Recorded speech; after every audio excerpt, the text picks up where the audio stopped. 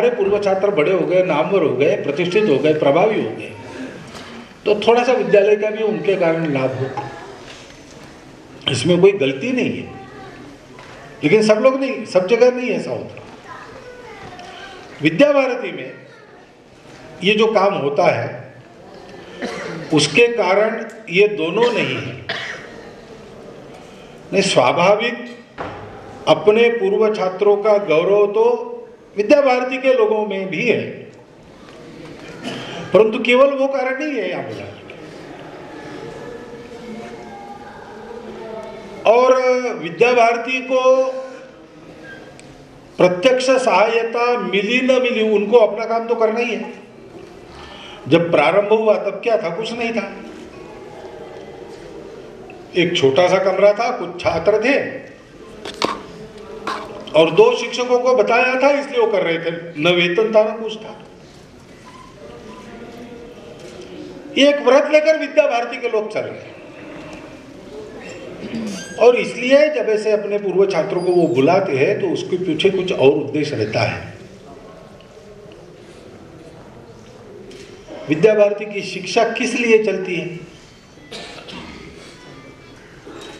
अपना देश अच्छा हो। संघ का स्वयंसेवक कहीं काम करता है तो परम वैभवम नेतुमेतत् स्वराष्ट्रम, इसी के लिए करता है। और हम जानते हैं कि परम वैभव स्वप्न सुंदर है, परंतु अभी देश की स्थिति को देखा तो लगता है कि क्षितिज जैसा दूर दुर्लभ है।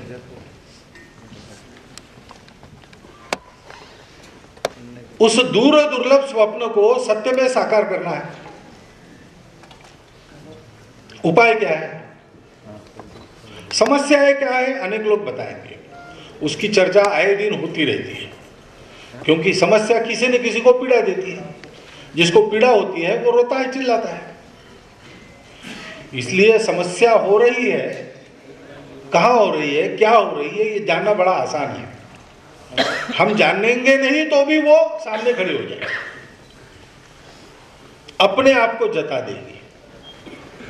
आज ऐसे ही हम चाहे न चाहे समस्याएं हैं, और केवल देश में नहीं है, वो सारी की सारी देश की समस्या हमारे अपने घर के दहलीज पर खड़ी है। कुछ कुछ तो अंदर प्रवेश कर गई है।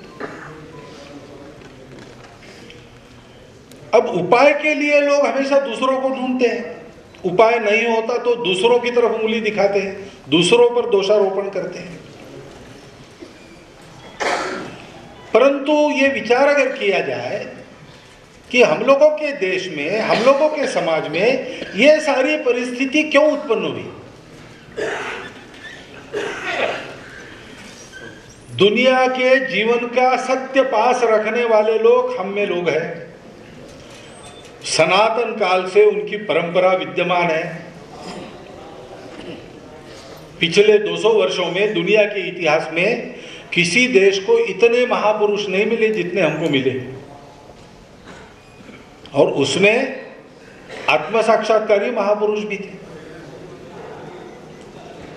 दुनिया का श्रेष्ठतम तत्वज्ञान अनेक प्रकार की समस्याओं को जूझने के लिए अनेक प्रकार के प्रयोग 2000 वर्ष तक करने के बाद थकी हारी दुनिया जिस विचार की ओर आशा भरी निगाहों से देखते, वो सारा विचार किसके पास है? हमारे पास है। सारी दुनिया में आज भी जिनके कर्तृत्व का डंका बजता है, जिनके गुणों का डंका बजता है, वो लोग कौन है? वो मूल भारतीय समाज के लोग हैं, हिंदू समाज के लोग हैं। शिक्षा में उत्तम विद्यार्थी भारत का। ओबामा भी अपने बच्चों को कहता है कि गणित सीखो भारतीयों जैसा, या सीखो नहीं तो तुम्हारी नौकरी भारतीय और चीनी लोग ले जाएंगे। तो हमारे गुणों में कमी है क्या? नहीं, सारी दुनिया में हमारे गुणों का डंका बज रहा है। लड़ाई से लेकर पढ़ाई तक सब क्षेत्रों में भारत अग्रणी है। जब उसके गुणों को कसौटी पर घिसा जाता है तब वही सर्वश्रेष्ठ सिद्ध होता है। कारगिल का युद्ध भारतीय सैनिकों ने लड़ा और जीता। दुनिया भर के देशों के सामरिक तज्ञ आए देखने के लिए कि ये युद्ध भारत ने हारना चाहिए था, ये जीता कैसे। दुश्मन ऊंचाई पर बैठा है, दुश्मन पहले से आकर बैठा है, सारी तैयारी के साथ बैठा है, और दुश्मन ने प्रदेश काबीज कर लिया। उसके बाद इनकी सेनाएं अपने अपने कैंप से चली वहां लड़ने के लिए। ऐसी इनकी स्थिति। ऊपर से दुश्मन देख रहा है सबको आते हुए, उसको मारना बहुत आसान है। उसको सब दिख रहे, आसानी से मार सकता है सब। और इनको दुश्मन नहीं दिख रहा, इनको ऊपर भेजने हैं बंदूक की गोलियां और तोपों की गोली। लेकिन ऐसी विषम स्थिति में भारत कैसे जीतता है, अध्ययन करने के सारी दुनिया के लोग आते हैं। गुणवान प्रजा है हमारे पास। फिर ऐसा आज है ऐसा नहीं, ऐसा पहले से है। ऐसा पहले से होने के बाद भी आज हमारा देश इस हालत में पहुंचा, इसका कारण क्या है?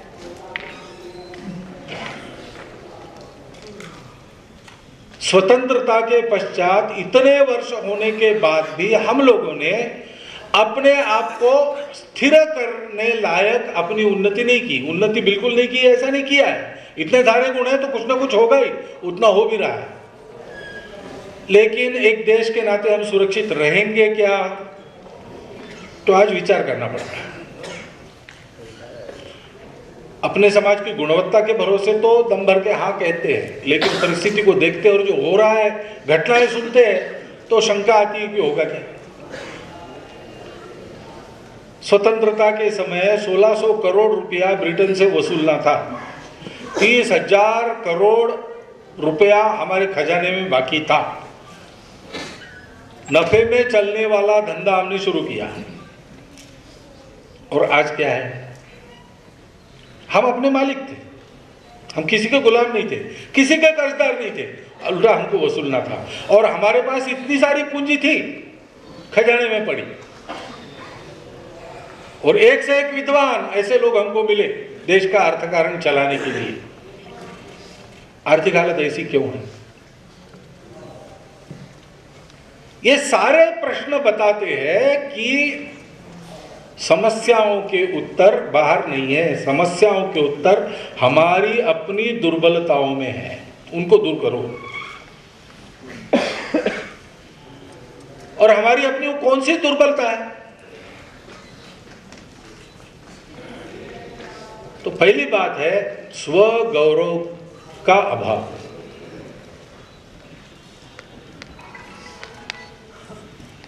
हम अपने आप को जानते नहीं, अपने इतिहास को जानते नहीं। हमको, हमारे बच्चों को आज आप जाकर घर पूछिए तो आर्किमिडीज मालूम है, लेकिन बोधायन शुल्ब सूत्र नाम का एक वैसा ही प्रमेय उसके 900 साल पहले हमारे यहां पर था, ये उसको पता नहीं। मार्कोनी शायद सुना होगा, जगदीश चंद्र बसु को बिल्कुल नहीं सुना होगा। ये पक्की बात है, ये कहीं मिलता नहीं। हमारी शिक्षा स्व गौरव नहीं देती है, स्वभाषा का गौरव भी नहीं देती है।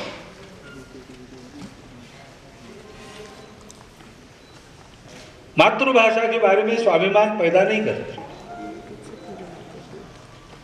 अन्य भाषाओं का ज्ञान नहीं लेना चाहिए, ये मेरा बिल्कुल कहना नहीं है। जितनी अधिक भाषाएं सीखेंगे उतना आदमी ज्यादा संचार कर सकता है, देशाटन कर सकता है, पंडितों से मैत्री कर सकता है, विद्वानों से सभाओं में संचार कर सकता है, शास्त्र ग्रंथ का विलोकन करता है, चातुर्य का अर्जन कर सकता है। तो अंग्रेजी भाषा जैसी भाषा सीखनी चाहिए, अच्छी आनी चाहिए सबको। परंतु इसका मतलब ये नहीं कि हम अपनी राष्ट्रभाषा को हीन माने, हम अपनी मातृभाषा को हीन माने, हम अपनी भाषा जननी संस्कृत का बिल्कुल ही ज्ञान न रखें। लेकिन ऐसी प्रेरणा देने वाली पढ़ाई आज नहीं है, कहीं भी नहीं है। स्वगौरव का संस्कार मिलता है शिक्षा में से और घर में। लेकिन घर में गौरव का संस्कार वगैरह ये बातें तो अब लगता है कि सबसे अधिक माता पिता का ध्यान अपना पुत्र कमाने वाला होना चाहिए, खूब अच्छा कमाने वाला होना चाहिए, खूब ज़्यादा कमाने वाला होना चाहिए। एक आध बार कमाने के लिए उल्टा सीधा कुछ करना पड़ा तो भी चलेगा, लेकिन वो कमाने वाला होना चाहिए। का साक्षात्कार लेने के लिए पत्रकार गया और सारी बातचीत होने के बाद वो लिखित उसको दिखाई, कहा कि आप हस्ताक्षर कीजिए। तो उसने कहा कि मैं तो हस्ताक्षर कर नहीं सकता, मैं पढ़ना लिखना नहीं जानता हूँ। आश्चर्य के तो आप नहीं जानते? नहीं जानते? तो ले रहे आप बिना जाने करोड़ोंपति हो गए हैं, अगर आप पढ़ लिख लेते तो क्या बनते? तो उसने कहा बताता हूँ क्या बनता। मैं पढ़ा लिखा नहीं था, इसलिए चर्च में मुझे वो घंटा बजाने की नौकरी मिली थी और आयु मेरी हो गई 45-47 हो गई। उसके बाद एक दिन हमारे पास्टर आए और उन्होंने कहा कि हमने ऐसा तय किया है कि जो पढ़ना लिखना सीखेगा उसी को चर्च में नौकरी में रखना। उनका उद्देश्य था कि इस दबाव से पढ़ना लिखना सीख ले लोग, अच्छा उद्देश्य था। लेकिन मैंने कहा कि ये तो मेरे से नहीं होगा भैया, अब इस आयु में क्या सीखूंगा। तो उसने कहा फिर नौकरी छोड़नी पड़ेगी। तो मैंने नौकरी छोड़ दी। अब करना क्या? तो सिगरेट बेचने लगा, कॉफी बेचने लगा बना के। तो मेरे ध्यान में आया कि अनेक लोगों को कॉफी पीने की इच्छा होती है, सिगरेट पीने की तलब आती है, लेकिन काम के दबाव के चलते अपना स्थान छोड़कर जा नहीं सकते पीने के लिए। तो अगर उनको पहुंचा दूं उनके स्थान पर तो वो खरीदेंगे। तो मैंने ये भी शुरू किया, तो चल पड़ी बात। और फिर मैंने नौकर चाकर रख लिया। ऐसा करते करते करते अब मैं सारे देश में कुछ 38-40 होटलों की चेन का मालिक बन गया हूं, करोड़ोंपति बना हूं। तुमने पूछा कि मैं अगर पढ़ना लिखना सीखता तो क्या होता? पढ़ना लिखना सीखता तो मैं चर्च में घंटा बजाने की नौकरी करता। ये करियर वाली जो बात है, केवल पढ़ाई लिखाई चाहिए, मैं उसका बिल्कुल विरोधी नहीं हूँ, खूब पढ़ना चाहिए और मेरिट में आना चाहिए सब। परंतु भैया वो जीवन में वो सब कुछ नहीं है। जीवन में सब कुछ क्या है इसको हमारे पूर्वजों ने खोजा है, उसके आधार पर हमारा जीवन का दृष्टिकोण बना है। उस जीवन के दृष्टिकोण के आधार पर चलने की प्रेरणा हमारे परंपरागत संस्कारों में, हमारे पुराणों में, हमारी पुराण कथाओं में, हमारे घर में दादी माँ नानी माँ जो छोटी छोटी कहानियां बताती है उसमें है। घरों में ये ज्ञान मिलना चाहिए, नहीं मिलता है। शिक्षा संस्कार देती नहीं, घर संस्कार देता नहीं, समाज के वातावरण में संस्कार कहां से आएंगे? अगर संस्कार नहीं है, कर्तव्य अकर्तव्य मालूम नहीं है, गंतव्य मालूम नहीं है, आचरण का शील मालूम नहीं है, धर्म मालूम नहीं है, तो धर्मो विहीन पशु भी समाना। आहार निद्रा भय मैथुन इतना ही रह जाता है पशु के जैसा। फिर लोग चाहे जैसा जीते हैं, शोषण होता है, भ्रष्टाचार होता है, अपराध होते हैं, ये सारी बातें होती है। क्यों होती है? इन सब बातों का अभाव है, इसलिए उपाय वहां करना चाहिए। हम कभी किसी पार्टी को पकड़ के पीटते हैं, हम कभी किसी नेता को पकड़ के पीटते हैं, हम इसको दोष देते हैं, हम उसको दोष देते हैं, हम अंग्रेजों को दोष देते हैं। दोष अगर देना है तो अपनी इन दुर्बलताओं को दूर करने में स्वयं की जो अनदेखी हो रही है उसको देना चाहिए।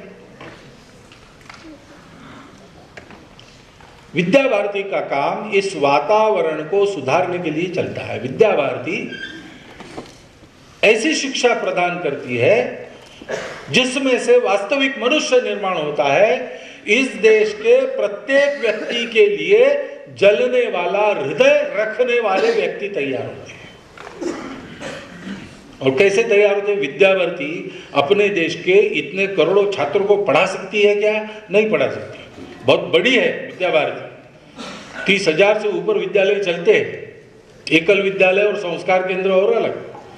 लेकिन इतना विस्तार होने के बाद भी संपूर्ण देश के शिक्षा की आवश्यकता को केवल विद्यालयीन शिक्षा की आवश्यकताओं को भी अकेली विद्याभारती पूरी कर सकती है? नहीं कर सकती। विद्याभारती को अपना काम बढ़ाना है, उसमें इन बातों को जानने वाले सबका सहयोग होना चाहिए, पूर्व छात्रों का भी सहयोग होना चाहिए। परंतु विद्याभारती जानते हैं, विद्याभारती के कार्यकर्ता जानते हैं कि इतना बढ़ना असंभव है, कोई एक संगठन ही कर ही नहीं सकता। फिर काम होगा कैसे? तो विद्यालयों में पढ़कर हमारे जो छात्र निकलेंगे वो जहां रहेंगे वहां इसका वातावरण बनाएंगे और वहां इस प्रकार के आचरण का स्वयं उदाहरण बनेंगे। क्यों फिर से बुलाना पूर्व छात्रों को? मांगना कुछ नहीं है, गौरव का एक पत्र भेज देते। ये सारी वस्तुएं जो आज दी सबके सामने, वो बहुत अच्छा सुंदर लफेदार भाषा में बहुत अच्छा पत्र लिखकर भेज देते थे तो भी काम होता। समय खर्चा करके इतना कार्यक्रम इन सबको बुलाने क्यों करना? वातावरण बनना है, और वातावरण बनने के बाद, वातावरण तभी बनता है जब उदाहरण होते हैं, और वातावरण बनने के बाद लोग उदाहरणों को खोजते हैं।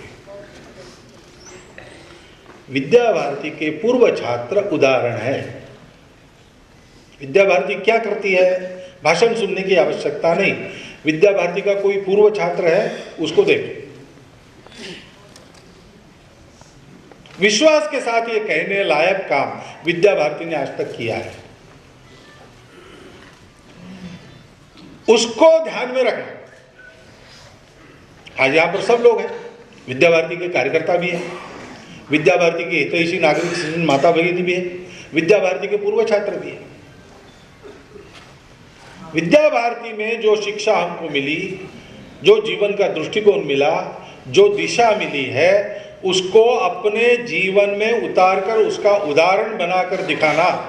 और विद्याभारती के स्कूल जब बढ़ेंगे तब बढ़ेंगे, हम जहाँ हैं वहाँ हमारे हाथ में जितना है उतना इस प्रकार के संस्कारों के वातावरण को, इस प्रकार के परोपकार और सेवा के ध्येय के वातावरण को, इस प्रकार की देशभक्ति, राष्ट्रभक्ति, स्वगौरव, अपने देश धर्म संस्कृति और अपने देशवासियों का अभिमान, अभिमान हिंदी में नहीं मराठी में अभिमान अच्छा होता है, हिंदी में गर्व अच्छा होता है, मैं गर्व कह रहा हूं, उनके बारे में गौरव, और वो गौरव अंधा गौरव नहीं, सब जानकारी के साथ, उस जानकारी के कारण हम अपने गुणों को भी जानते हैं, उसके कारण गौरव है। हम अपने दोषों को भी जानते हैं, उनको दूर करेंगे, क्योंकि वो मेरा कर्तव्य है, मेरा अपना देश है, मेरे अपने देशवासी है, मेरा अपना हिंदू धर्म, हिंदू संस्कृति, हिंदू समाज है। ये अपनत्व अपने जीवन में रखकर चलने वाले लोग, शिक्षा से कौन तैयार होते हैं? शिक्षा में से पंडित लोग तैयार होते हैं। पंडित की व्याख्या क्या है? पोथी पढ़ी पढ़ी जगम हुआ, पंडित भयानक होए, ढाई आखर प्रेम का पढ़े सो पंडित होए। अपना धर्म, अपनी संस्कृति, अपनी समाज, अपनी भूमि, जन, जल, जंगल, जमीन, जानवर, इनके साथ ऐसे आत्मीयता का, व्यवहार का उदाहरण बनकर संपूर्ण दुनिया को उस आत्मीयता के धागे में बांध सकने की क्षमता समाज में उत्पन्न करने वाले, और उसके आधार पर बाजार बनती चली दुनिया को रोककर उसको एक कुटुंब बनाने वाले छात्र, उनका जीवन देखो, विद्याभारती समझ में आएगी। विद्याभारती को समाज में समझाने का काम इन छात्रों को करना है, विद्याभारती के कार्यकर्ताओं को करना है, विद्याभारती के हितैषियों को करना है। विद्याभारती जिन जिन बातों पर श्रद्धा रखकर चलती है, उन बातों पर श्रद्धा रखने वाले सबको करना है। आज का ये पूर्व छात्रों का गौरव समारंभ, ये एकत्रीकरण हम लोगों को उस अपने कर्तव्य का स्मरण देने के लिए आयोजित किया गया है, ऐसा मैं मानता हूँ। और इसलिए स्वामी जी ने, श्री जी महाराज ने कही दिया कि भागवत सबका भाष्य है, तो उन 2 आशीर्वचनों पर भी मैंने एक थोड़ा सा विस्तृत भाष्य किया है, आपने सुन लिया, इसलिए कृतज्ञतापूर्वक आपका धन्यवाद करता हूँ। और इसमें कुछ गलती है तो वो मेरी है, स्वामी जी को उसके लिए क्षमा यापन विज्ञापन करते हुए और मैं मेरे 4 शब्द समाप्त